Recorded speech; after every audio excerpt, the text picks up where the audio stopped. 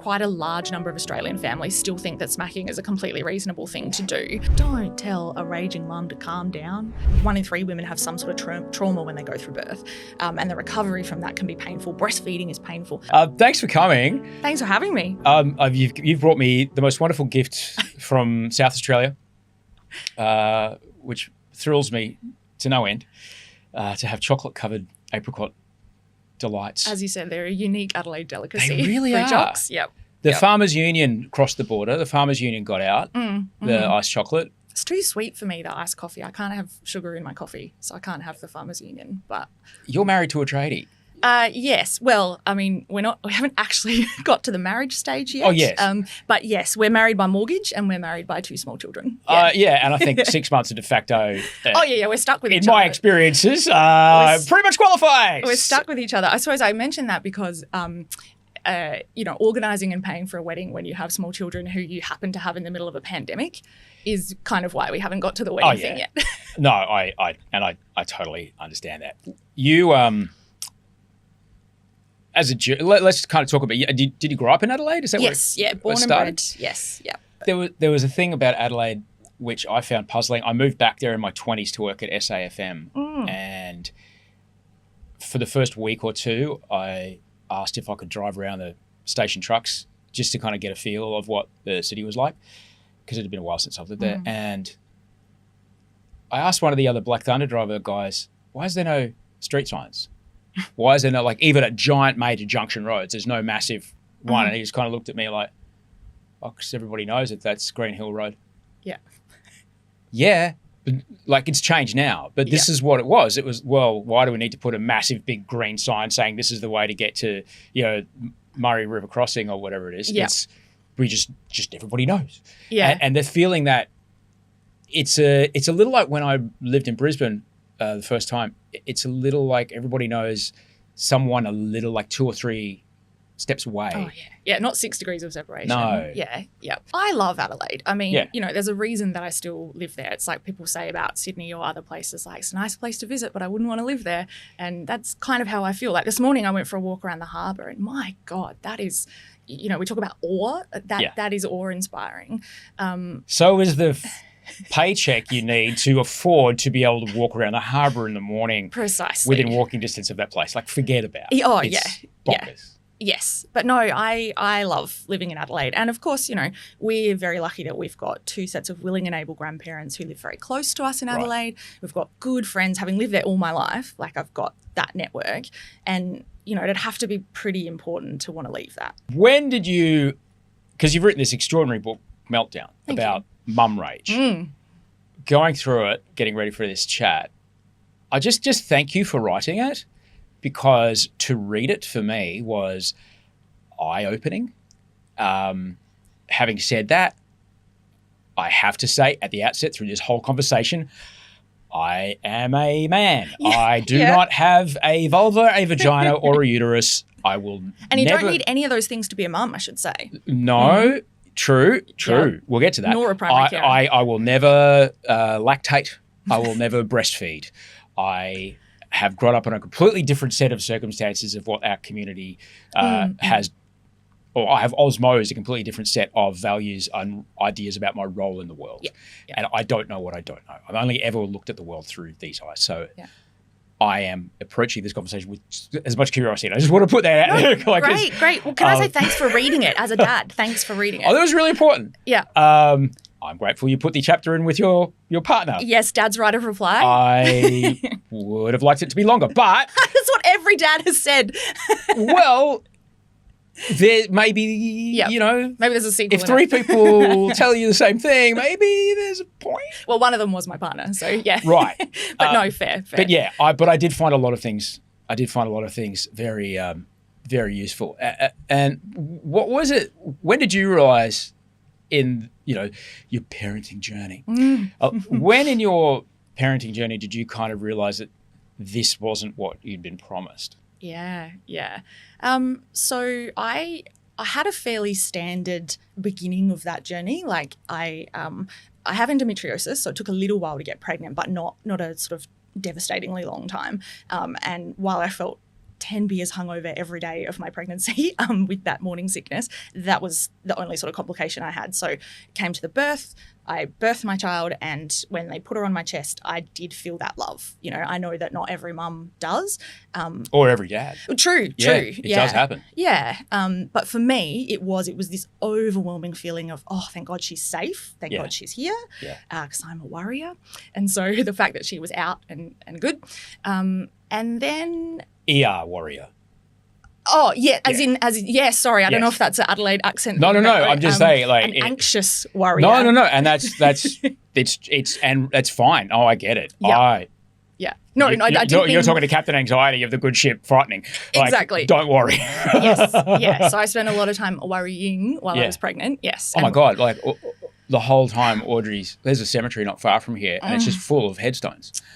And you see mother and child died on the same day. It's like giving birth is the most dangerous thing a woman's ever going to do. Yeah. We have like leaps and bounds in infant and maternal mortality. It's still really scary and really frightening. Yeah. So when mum and bubs are safe on the other side, all right, we're going to handle everything else. This is it. I just remember saying to my obstetrician, thank you. Yeah. But I suppose I say that because until all of that, like it kind of went as I had expected it might. I mean, I was very aware that it could veer off course. But I think that's the thing. Like I knew that this thing could go wrong in birth because I'd heard about it, or I knew that this thing could go wrong afterwards. I was aware that I might not be able to breastfeed. People had warned me about that. It was bloody hard work, but I was able to do that. And I was warned about the baby blues. So my mum did tell me that... a tiny, itty-bitty, minimalist... You know what? Calling it the baby blues is like... describing the situation in Northern Ireland as the Troubles. Yeah. You know, it was fucking terrorism. All right? Sectarian terrorism. Calling it the baby blues is like, might need a bigger word there, guys. Yeah. But there's something in that about baby blues and mum rage. Like to say anger in motherhood is not as catchy as mum rage. And like the baby blues, it kind of, you know, people talk about it because that you can remember that phrase and it is what it says on the box, you know, there's a baby and then you feel blue, you know. Yeah. And so anyway, that warning for me, that hit me so hard after our daughter was born. And, you know, I was so grateful and I loved her, but also I just couldn't stop crying and I just felt really weird. But because mum had mentioned that, I kind of went, oh, okay, this is awful, but like it's a thing that happens to other people, you know. Whereas when the rage came, like no one had said to me, oh, and this will happen as well. And so when it happened, I felt like it only happened to me. Like I was the failure and I was the like bad person who couldn't keep a lid on it. We've known each other for 17 minutes and you strike me as delightful. What was your relationship with anger before kids? Yeah. So this is interesting because I am definitely impatient and probably pretty type A and I'm an only child, so like I haven't had a lot of experience with conflict. Or waiting for things, or sharing. I used to date one. Yeah, exactly. And my partner says that to me too, that like if I'd had a bit more practice with that maybe.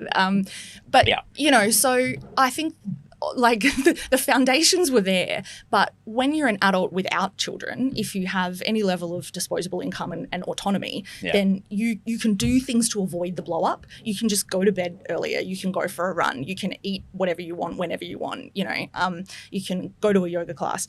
Whereas when kids come along, I had that same sort of propensity for impatience or wanting things to sort of go a certain way and also feeling like I should be able to be in control. Yeah. And then I just had no respite. No time to like sort my own stuff out.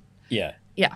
I like I said, I can't possibly speak to your experience, but from what I went through, you met Georgia upstairs. She was 10 when I showed up.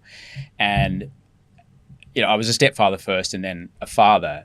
You know, I would be upset and perhaps use just a little too much of the cranky voice or, you know, put a boundary there that's kind of a bit too punitive or whatever. And then immediately just plummet into this, like, I'm not the stepfather I want to be. Like, I understand the role that I have here. I'll never be her dad. I don't want to be her dad. He's a great guy. And I just, hating what I'd done. And then when I'm dealing with those relentless feelings of like, oh, you're really going to fuck this up. You're going to be the stepfather that gets talked about in therapy meetings, and you're the reason that, you know, she's going to date a biker and stuff like that. That leaves me even thinner on the ground. So then 5 minutes later, when something again shows up, I've got even less tolerance Yep, to totally. deal with it. And getting stuck in that sucks. Yes. Could you describe, you have such a far better way of describing it. Well, actually, and I have to borrow a phrase from Sophie Brock, who is an Australian motherhood studies sociologist, and she calls it the anger guilt trap. And that's exactly what it is. You get angry, you feel guilty about it. So mostly then what you do is you try to double down to be like better next time and even more perfect. And of course you're going to fail at that. And so then you get angry and then you feel guilty about it, and around and around and around we go. And so I think the more important thing than the not getting angry is like what happens afterwards. But of course you're going to feel guilty about it if you haven't been warned that it'll happen. You don't know that every single other person has this too. And no one's ever sort of talk to you about it in a way that sort of says it's okay or it's normal. That's why the guilt comes. The guilt, I guess, it's also because the idea that, you write about it, so I'll speak about to maternal anger, this idea that maternal anger it's a moral failure within you. Yeah. Well, it's not very motherly, is it? To Yeah. be pissed off. And I think I'd like to have that discussion about, what about the dads? Because I had that in mind the whole time I was writing. But to go firstly to why mothers feel guilty about anger. Anger is not a feminine emotion in our society, our Western, mostly white society. An accepted feminine emotion. Yes. I should say feminine with my air quotes. Yeah, it's and if it's an emotion that women feel, we're not supposed to perform it. We're told that we're supposed to like keep it inside. It's also not a particularly sympathetic emotion. So if you're sad and you're crying, you're likely to elicit someone's empathetic response and they want to help you. But anger pushes people away, and sometimes that's the intention. But other times it's coming from the same place as sadness, and so you actually want people to come towards you, but because you're being nasty, or yelling or saying nasty things, it pushes them away.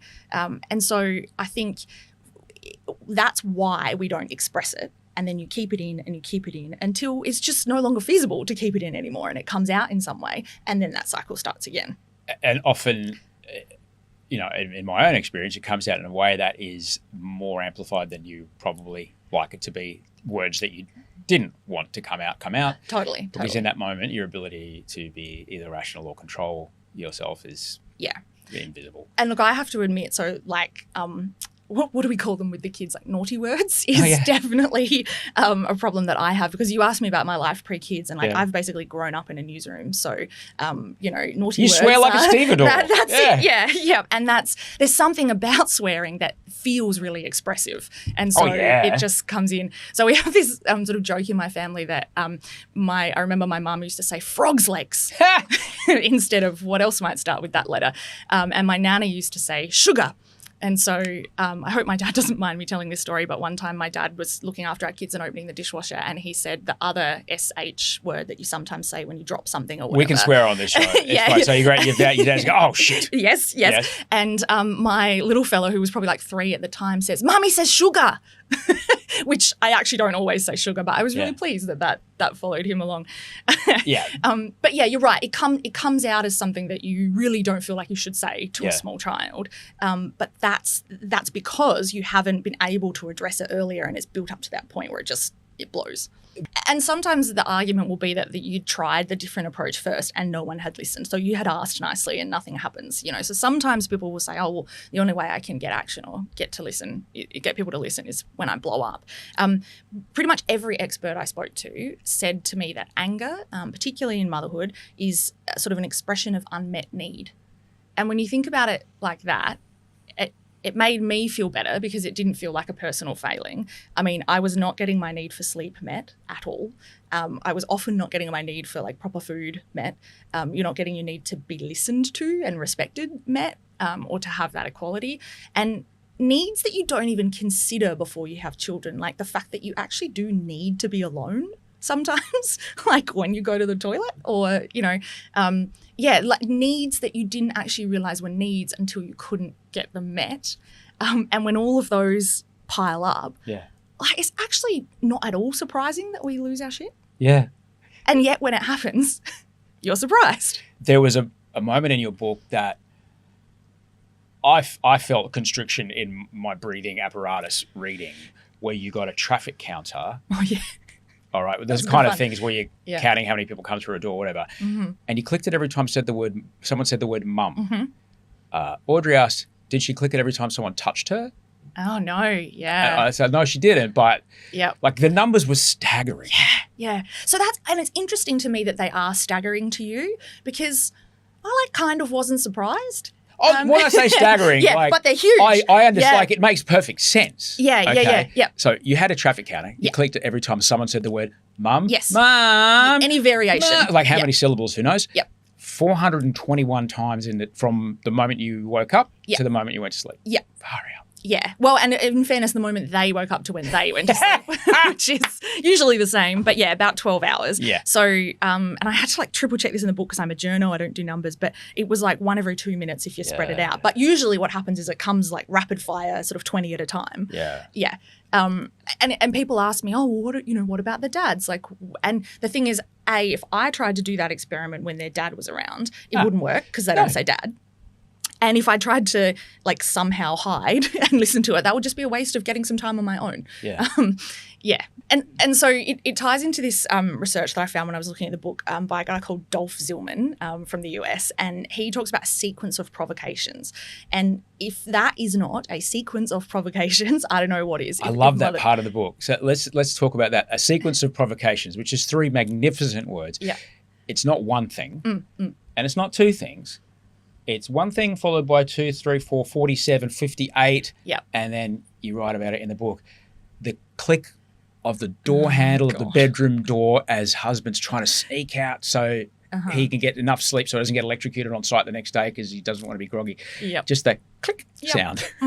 It's not like he even slammed the door, but boom. Yeah, exactly. And so the sequence of provocations leading up to that, I had a 4-month-old at the time, and I'd obviously spent the day with her, and my partner was probably at work, and then had come home and, spent time with us as a family or whatever. And she was not, I hate this term good sleeper, but she was not a consistent or easy sleeper.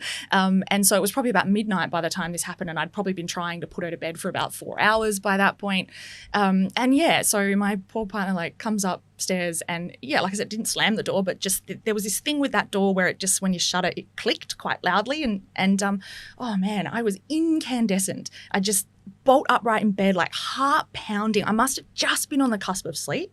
And I just lurched out of bed. I didn't care if I woke the baby. I was so blinded by this rage. And this is what I was talking about earlier, is how it's different from before you have kids. Is I just could not keep a lid on it. There was no stopping it.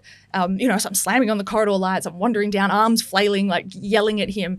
And it was not just the click of the door that set me off that badly. Yeah. If we find ourselves in those situations, what can you possibly do when you're in that moment? Yeah. So there are things you can do. And I suppose I just want to say here that my kind of thesis of the book is that actually we need to do the stuff before we get to that point. And the most important thing, I think, is getting time alone, which is counter to what our culture tells us as a mother, that you should want to spend time with your glorious children that you don't so desperately desired. You should want to be with them all the time. And if you actively want to spend time away from them, then that makes you a bad mum. So I'm trying to counter that by saying that's actually what saves the family, saves the mental health, is getting that time apart. How much time are we talking? What does that time look like? Yeah, well, you don't need a 2-week holiday in Tahiti or something, but are you kidding me? Look, I'd take it. I'd take it. If you had one, I'd go. Yeah. I've been be there for about 16 hours where I went, oh man, you know what? The kids would love this. Yeah, I know. I even think that being here in Sydney and seeing other people with a son and daughter.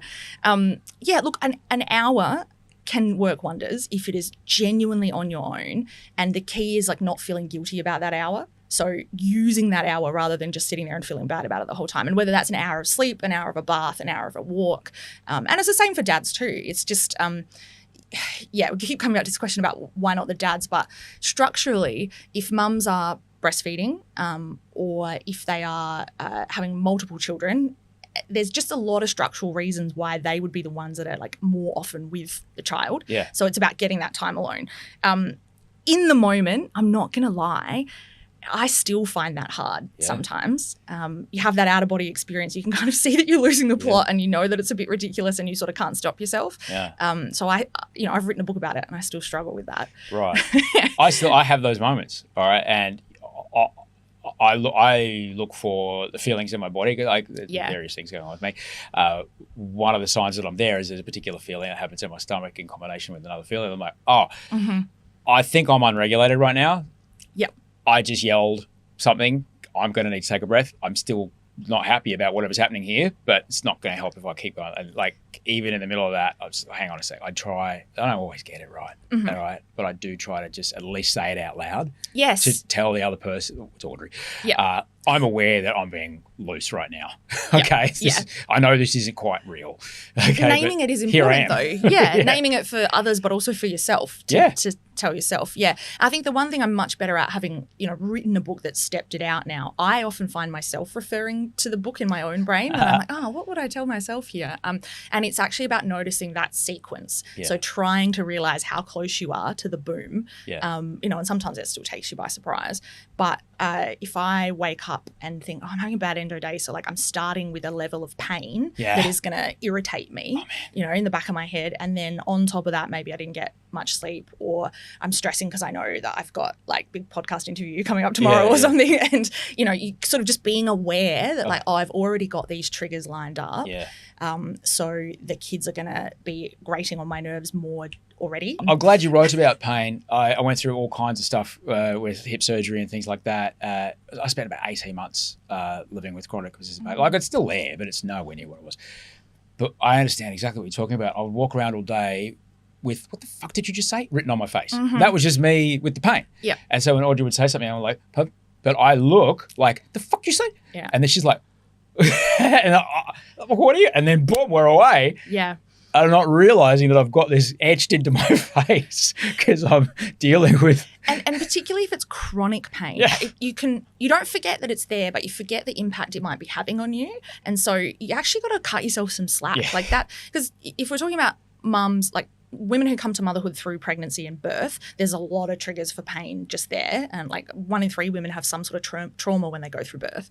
And the recovery from that can be painful. Breastfeeding is painful. But even if you come to motherhood through like being a stepmother or a foster mother, there are physical actions of parenting that put your back out, kids pull your hair, it's a painful job, right? Yeah. And then if on top of that you have some sort of unrelated chronic condition, a neck issue, like lots of women have endo or something similar. It's just it sort of raises your threshold. It's in the sequence already, like from the moment you wake up. Yeah, you're not starting at 0. I'm already at 76, and you got to like cut yourself some slack for that. Yeah, there was a time, I guess, prior to 2007. Okay, it was fairly easy to avoid. Kind of this perfect earth mother linen wearing, everything's great. My kids only eat natural homemade kombucha, yogurt, smoothie bowls, which I have time to make 3 times a day, living in my beautiful Byron Bay home and everything's flowing and lovely and can you hear the wind chimes?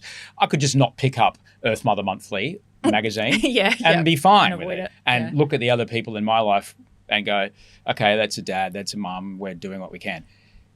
Here we are in that 1 hour that you're have time to recuperate. If you're picking up your phone and seeing video after picture after video of mothering that looks fuck all like what you're experiencing, what does that do for us? Yeah, well, don't do that for starters. Do not use your hour for that. Go for a bloody walk or something. Or sleep. Protect your sleep. That is the key thing I would advise people to do. But yeah, you're right. And look, there is a lot more social media now about the quote unquote reality of motherhood and parenthood. I mean, there's some great dad accounts out there too. Yeah. And so I think we're getting a lot more of the like, this is hard, I'm not getting enough sleep, my kids can be annoying. But what I found was a lot of that was still in jest. And so when I had this really like strong feeling of rage, not like, oh, it's funny that my kid's having a tantrum, I didn't see that reflected anywhere, the sort of honesty about that depth of feeling, which again is not very maternal, is not very feminine to be like seriously pissed off.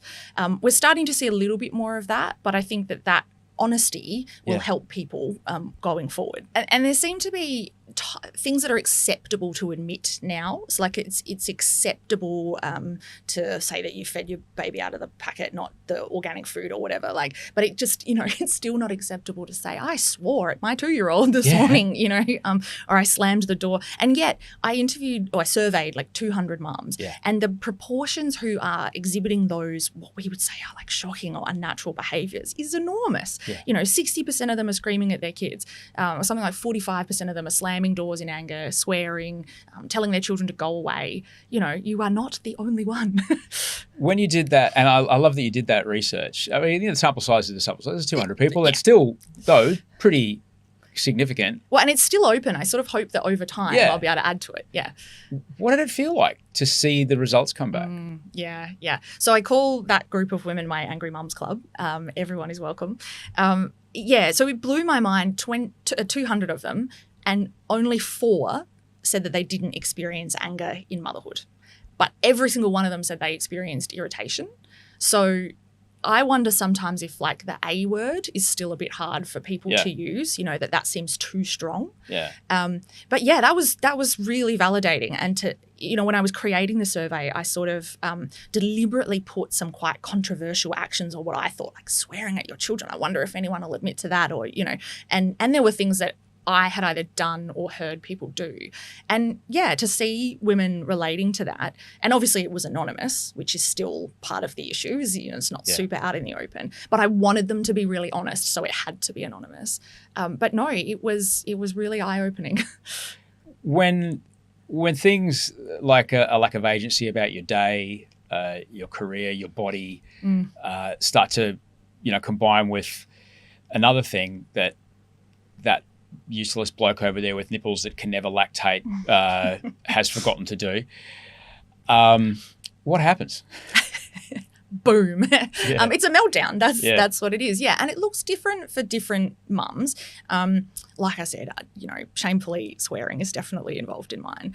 Hang on, I'm just going to put you up there. You just talked about not wanting to, people are bothered about using the word anger. You just word shamefully swearing. Yeah. Right. I would invite you to say regretfully swearing. Yes, yeah. I'm just, because it's important. You are right, because I do regret it. You're right. Yes. And I think that's the issue, is like the feeling of anger is not the problem. It just demonstrates how inside of us that is. Like, I should be ashamed that I swore. It's like, that little fucking prick. And, And I mean, we shouldn't. We should not be swearing at our children, let alone around them.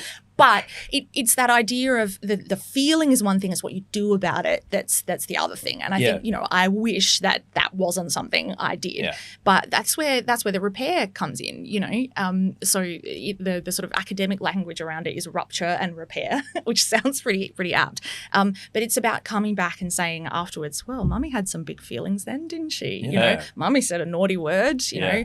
And that is actually really helpful for kids and helps them when they're dealing with conflict later in life, that if they've had some kind of experience or exposure with that.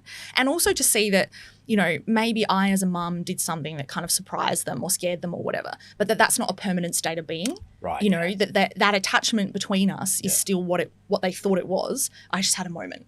That it hasn't sort of irrevocably changed something. Yeah. There's more moments of this than that. Yes, 100%. And it's important to do the second part. Yeah. Well, and really like essential. Yeah. And it can be hard. And I will admit that it is much harder still for me to apologise to the grown man that I live with when the blow up is directed at him, as you say, or something that he might have done. When I wrote this book, in my day job, I cover child protection policy quite a bit and like family violence and gender equity. And it was important to me to think about what stops a family like ours from becoming a family like those that I'd reported on. And I think having that parental model and that awareness of the repair, like there are so many families where all there is rupture, and eventually too much rupture, it's broken forever, and there was no family model. And so instead you've got like a welfare department coming in. And so... Which I'm grateful we have in our country. Yes. Some countries don't have that. Yeah, they save children's lives. Yes, they do save children's lives. But also the amount of families that end up there that didn't need to because there was no one to step in earlier. Yeah. And I think about that. I've got, as I said, two sets of willing and able grandparents. friends who, you know, will support us. I've got an income, I've got an education. There are things that can stop me from ending up on the spectrum and being a mum that started out just yelling at her kids and giving the occasional smack maybe to, you know, a woman I reported on who hit her kid with a broomstick and ended up having him removed, rightly so, you know. Like, what was going on in that mum's life or wasn't going on that was happening in mine that meant we had those two different outcomes. It's extraordinary. In my lifetime, what you just described was par for the course as a parent in Brisbane growing up. Like, you would hear that someone's mum or someone's dad had taken them, you know, taken them with a belt or something, and we were terrified. Yeah. But we went, well, he did put a massive scratch down the side of the car, Dad's car with a bike, so you know, it was parenting. Yeah, and that's a point that I really needed to make with this book, is that I'm not condoning child abuse. And there's a lot of research around that says that quite a large number of Australian families still think that smacking is a completely reasonable thing to do. I mean, it's not something that we want to do in our family. But the impulse is sometimes something that comes out. Yeah, exactly. I understand it. You know, what do they say? You're a perfect parent before you have kids. I'll never smack my kid. And then the first time you feel like you might want to do that, it's shocking, you know. Yeah. But I think my argument is that if being angry as a parent wasn't so taboo and we didn't feel like we had to hide it, then perhaps if people were just talking about this stuff earlier, then that would stop them from ending up down the line. Like, if they could just turn around and say to someone, oh my God, I wanted to like throttle my child, you know, and not feel like they were going to be judged or have their child removed. You know, there are families where they've already got so many risk factors that is a genuine risk, that if they put their hand up for help and say, I lost the plot of my kid, then they think that they're going to lose their children. Right. So why would you ask for help? Just read any book written between 1820 and 1890. Like, that is the mother, that is the father, that is the discipline, that is kids were hurt badly and disciplined punitively and humiliatingly, and that is just the way you did it. And I understand it. I don't agree with it. Yeah. But if I acted on every one of those things that come into my brain, like, there was times when G was a teenager, I was wanted to pick up her phone and just frisbee it into the ocean. All right, I never did it, but I have that visual and go, oh, yeah. yeah, okay. And look, you asked me earlier, you know, what do you do in that moment of a blow up? And like, sometimes it is incumbent on us as a responsible adult in the room to just like rein it in. You know, like, there's a difference between kind of yelling at the ceiling because there's Lego everywhere and acting in that physical way or a way that makes your child unsafe. Like, we have a responsibility to sort ourselves out.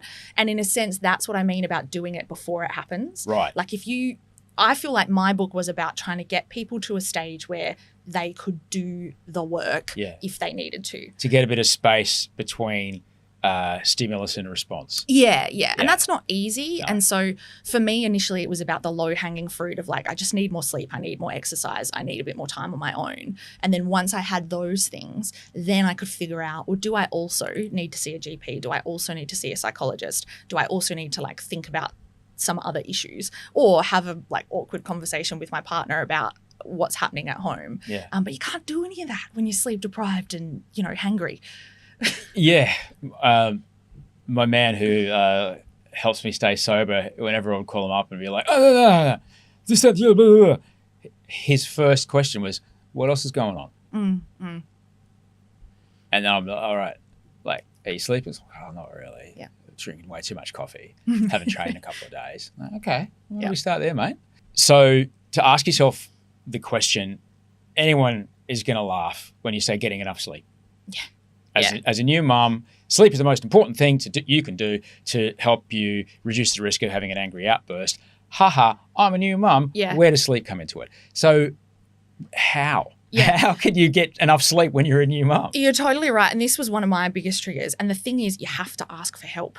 And that can be really hard. So I know that, again, that even sounds obvious, ask for help or what. But, you know, you've got to find a human, another adult in your life that you trust with your child to take them while you sleep, if that's the only way you're going to get sleep. If you don't have a sleeper. And I know that that's easy for me to say, having had, as I said, grandparent support and a partner who, you know, he would take them for walks in the pram or whatever. But you just got to think outside the box. Like there's got to be somebody in your life that you can develop that relationship with. And if you have to pay for it, that's the other thing. Like maybe you don't have the person, but you've got the income. Childcare is miraculous if you can access it. That is part of your village. Use it. There's no guilt around that.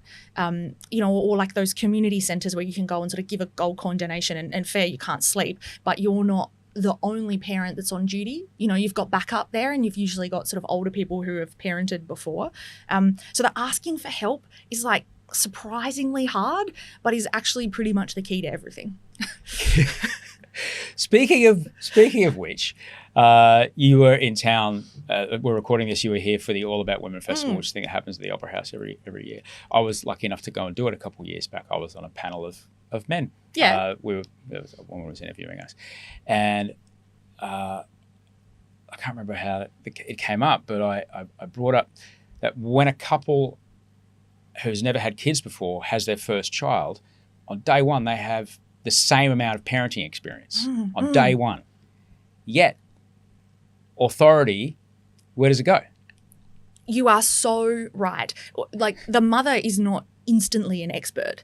You become an expert by doing and by stuffing up and by figuring it out. Yes. But the dad who's there, like, I'm here, right here. Yeah. The gatekeeping that can be called is problematic. And can you talk a bit about that? You write in the book about gatekeeping. Could you just describe what that is for people? Yes. So there does come a point, and I would probably argue that it doesn't happen super early on. I think if there's a mum who's telling a dad in those first like weeks or months, don't do it that way, that's probably coming more from anxiety than from gatekeeping. They feel like they're the one that has to do it. Yeah. But eventually you get to this point where mum has usually in an Australian household spent more time with the child if dad's gone back to work or whatever.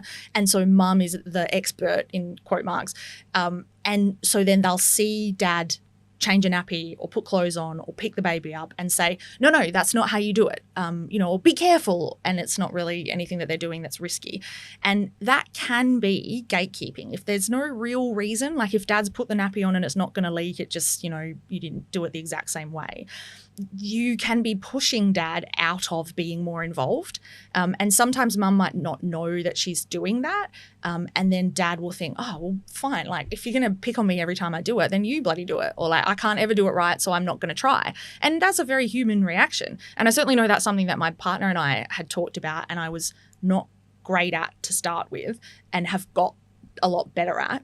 And, some really silly things like how they dress the child. Like, does the outfit match? Like, who cares? Is the child dressed? Can they go out with the dad? Yes. Then like take the win, But that gatekeeping can kind of creep in, and that's something to watch out for. It can, and you're right about this, and this is something I did definitely relate to because I was like, again, not just us. It can lead to another thing, which is where, in a heteronormative relationship, dad wanting to help, wanting to do the right thing, doesn't want to cause an issue, so second guesses himself. Mum is like, can't you ever think of anything for yourself? Why do I always have to tell you anything? Why did you do it that way? That's the wrong way. Yes. Talk to me first. Yes. I'm here. Yeah. I'm trying. And my partner and I have a really sort of clear example of that where he dropped me to work when I'd started back and our daughter was about 13 months old. And he dropped me to work and within half an hour he was on the phone to me again. And it was like the first day that he'd really kind of looked after her all day on his own, while I was away. And he's like, can she eat cheese? And I had to stop the internal blow up. I was like, can she eat cheese? She's 13 months old. There's pictures of her eating cheese. I'm sure you fed her cheese. And I realized afterwards his argument is, well, I just better safe than sorry. Like I just wanted to check and then I'll get on with my day. But I took it as like, oh, for the love of God, can't you just do one thing, without me having to be involved? Yeah. And at the end of the day, like, oh, okay, yeah, she can eat cheese. Put the phone down. Like you've sort of got to pick your battles. And that's something that we're better at now. Oh, look, I don't think I'm throwing anybody under the bus by saying that stuff because reading the book, it's like, oh, this is the thing. This is the thing that is a pattern that happens in people. And it was a great relief to know that. Yeah.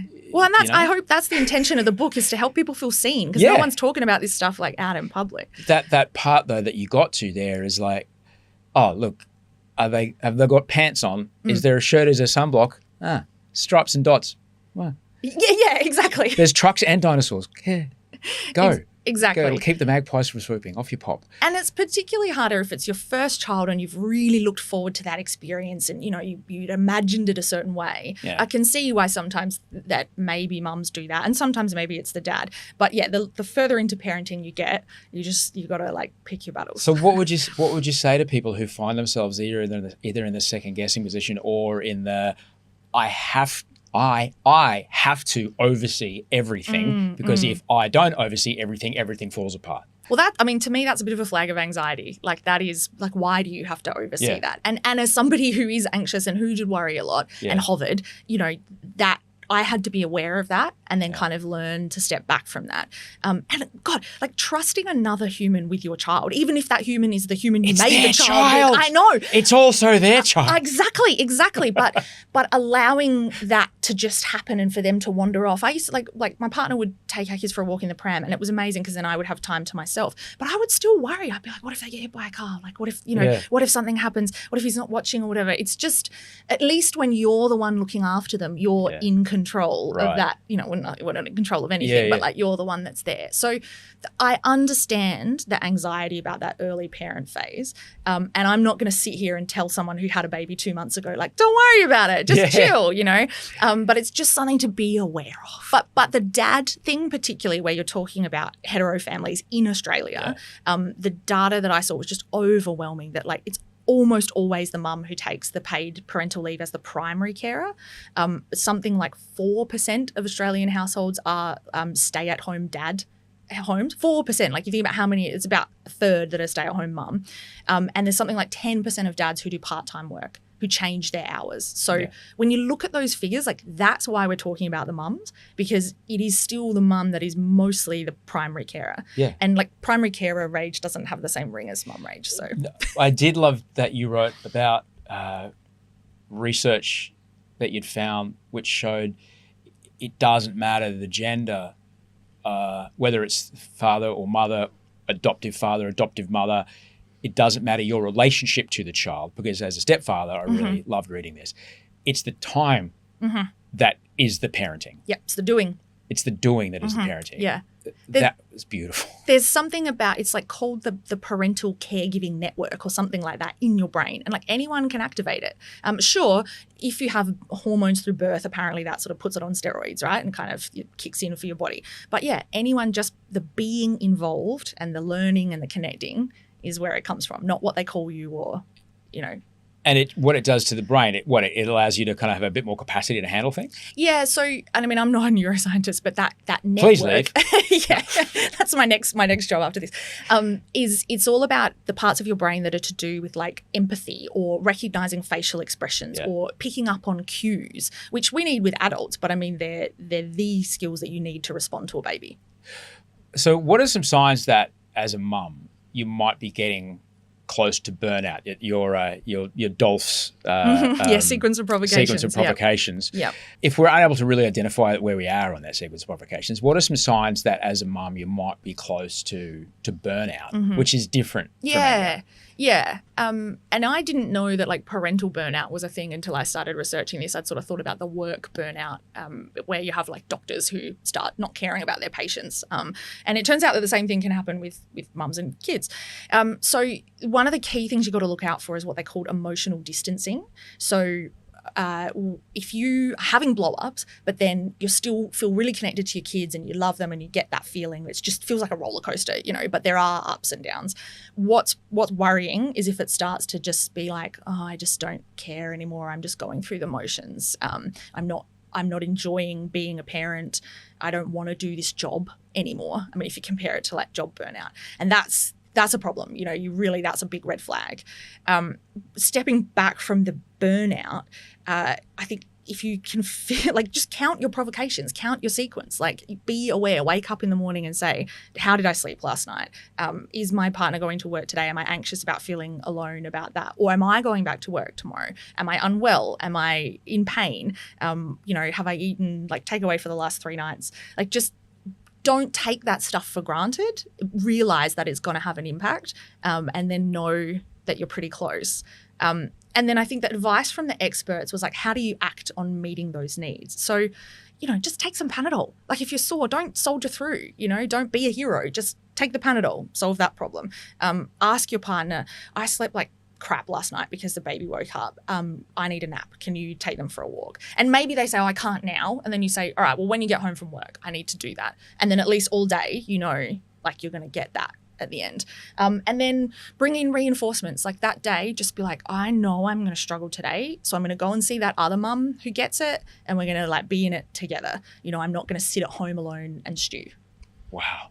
So the idea of kind of just checking where you might be in the morning can serve for later on when the irritations show up to be like, oh, well, of course, this thing with the Papa juice is bothering me because I have nothing left. Yeah. And I've heard you talk about that too, that, of course, this thing. Oh, yeah. And actually that is a great way of thinking about it is, and Dr. Sophie Brock again, she says like, when we get angry, it is a completely reasonable response to the circumstances we find ourselves in when we are mothering in this scenario. Yeah. So of course, if I haven't had sleep and I'm hungry and then my kid like throws the food that I made on the wall, of course I'm going to be pissed off about that. Okay, this is probably the scariest question I've ever asked in like 13 years of this podcast. Oh, goodness. I've heard, when I first started hearing about mental load, all right, that makes a lot of sense, okay? I'm got all the things that I need to get through, and then now this one does eat cheese. This one doesn't eat cheese. There's, jiu-jitsu this afternoon, but also soccer boots aren't big enough and all that business.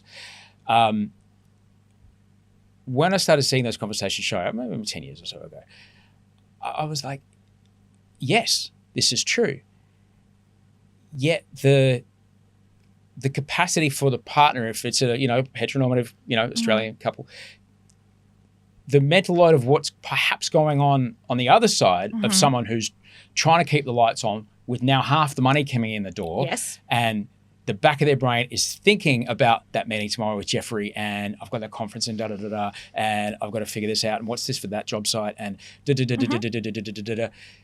There's this, it felt a bit almost taboo to talk about. To say that you had a mental load as a bloke. Yes. If you're talking about specifically about the mental load, I mean those two words in the English language, mental load, can be applied to anyone's mental load, right? But they've taken on a particular meaning where it's usually the mother's mental load, but it's also particularly the load related to the household and the children. So I think that's why there's a discussion about it being more about women because, again, all that data we talked about, in Australian households, it's quite often the mother who is spending more time. Yeah. Because if you're on mat leave when you put your kid's name down for the private school you want to send them to because you have to do that when they're 1 or whatever, then mum's name is in that parent 1 spot because mum was home doing it. And like that stuff has a domino effect, and if you're the one that was enrolling your child in childcare because dad was already at work and you're the one that's dropping them, that's how this like default situation starts where then a lot of the household and kid related stuff ends up with mum. Mum was the one that started buying the shoes when they started walking. So mum's the one that knows what size they are. And dad thinks, oh, well, mum's got that. So I'm not going to muscle in on that. There's no question that dad has mental load and you're totally right that would be more often about paid employment, at least to start with, but also like worrying about your family. That's on my partner's mental load. Like when I'm not doing well, I know that that's on his mind. Yeah. So absolutely. I'm not disputing that at all. No. So all I want to do is help.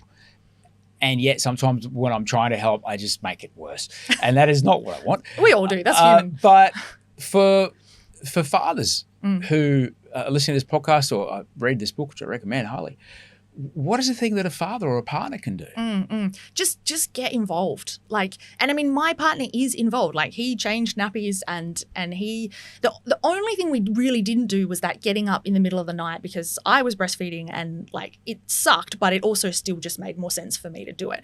Unfortunately, that sets up, as I said, a whole lot of other dominoes. But basically just like, oh God, this sounds so easy. And, our kids are 6 and 4 now and I almost feel like I'm already at that like glossing over it a little bit, looking back time. But to talk about it, it's not easy when you're sleep deprived, when you're cranky at each other.